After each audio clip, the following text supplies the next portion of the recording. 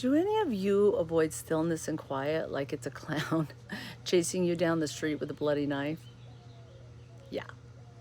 Hey, love, it's Nurse Adrienne, ER-ICU nurse, author of The Pearl of Great Price, coming to you from sunny Corrales, New Mexico, home of the cottonwoods, roosters, and the beautiful Sandia Mountains.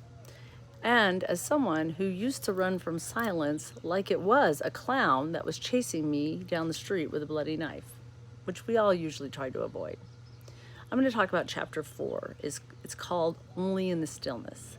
And it might be the most important thing you will do for yourself. It's as important as putting on your own oxygen mask in a plane crash. So what a lot of us do, and I certainly do and did, was staying busy, avoiding the silence. I packed my calendar. I organized drawers that didn't need organizing. I scrolled. I shopped. I cleaned. I numbed. Because I was terrified what would come up if I really got still. I wasn't conscious that that's what I was doing, but here I was scrolling away, spending time all zoned out, not being conscious. And I was right to be avoiding that stillness. Well, I'm not sure I was right, but it's not a place where you get coddled. It's kind of a place that peels back the noise. It holds up a mirror to your soul.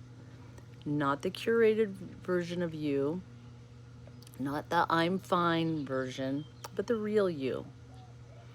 There's a moment, and if you've been there, you know, when the distractions stop working, when you sit down, the noise quiets, and that ache and that heaviness that you've been avoiding kind of rises up.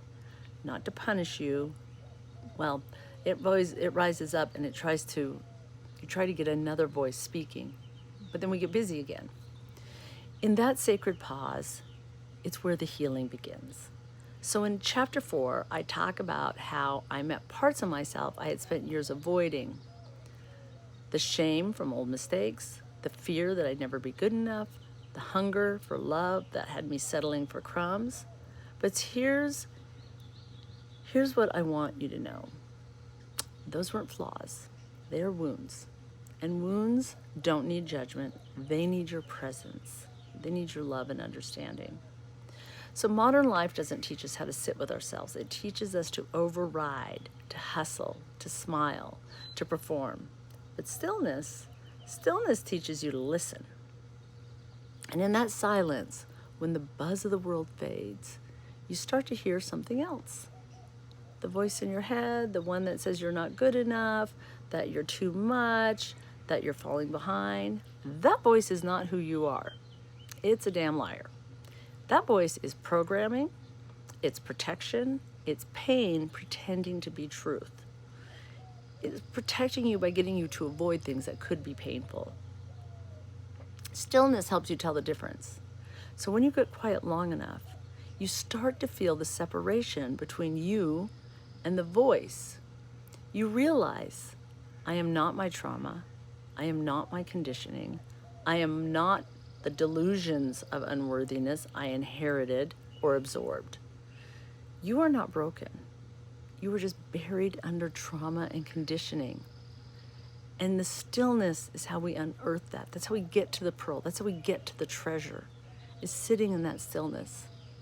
So I remember one morning I'm sitting with my coffee and thinking about something that I wanted to accomplish. Even this book, I went through some of this.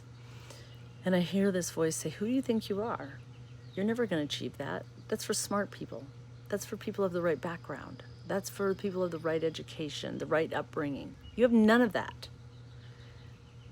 In that moment, the pain of being stuck in my life as it was seemed so much worse than listening to that mean voice in my head.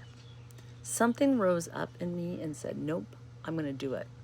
And I was hooked on getting quiet and hearing more from that voice, that part of me.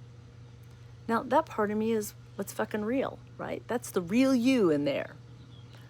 So that's who you want to get to, and you do that in the stillness. So I didn't solve anything that moment. I just kind of stopped resisting.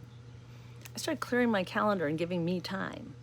And that's what this chapter does for you too. It gives you permission to stop performing and start remembering, to sit in a sacred space and ask yourself real questions. What am I pretending doesn't hurt?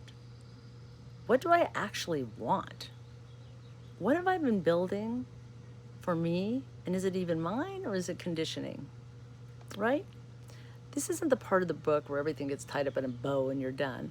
This is the part where we learn to sit with that heaviness and not run from it. We get to call it out for what it is. It's lying to you. It's keeping you from the real you. Here's the gift. Stillness isn't going to just show you the difficult things. It's also going to show you more about joy. You're going to experience a child's laughter more. You're going to notice the rainbow on the wall when the sun hits the windows just right. You're going to recognize that deep breath you didn't know you were holding. And the stillness invites you to exhale. Stillness brings you back to you, to now, to truth. So if you've been drowning in the noise and your soul is hoarse from trying to get your attention, chapter 4 is a lifeline. It's not a breakdown, it's a breakthrough. It's the moment you realize, I don't have to earn my worth, I just have to remember what I'm worth. So chapter 4, only in the stillness, it's in the Pearl of Great Price, and it's waiting for you. So buy the damn book, the link's in the bio. I love you. I love you, and I am so proud of you. First, for listening to yourself, and second, for joining us on this journey. Please like, share, subscribe, do all the things, and we're really grateful for the time you're spending with us, for you listening to yourself. You'll make the world a better place. See you soon, love.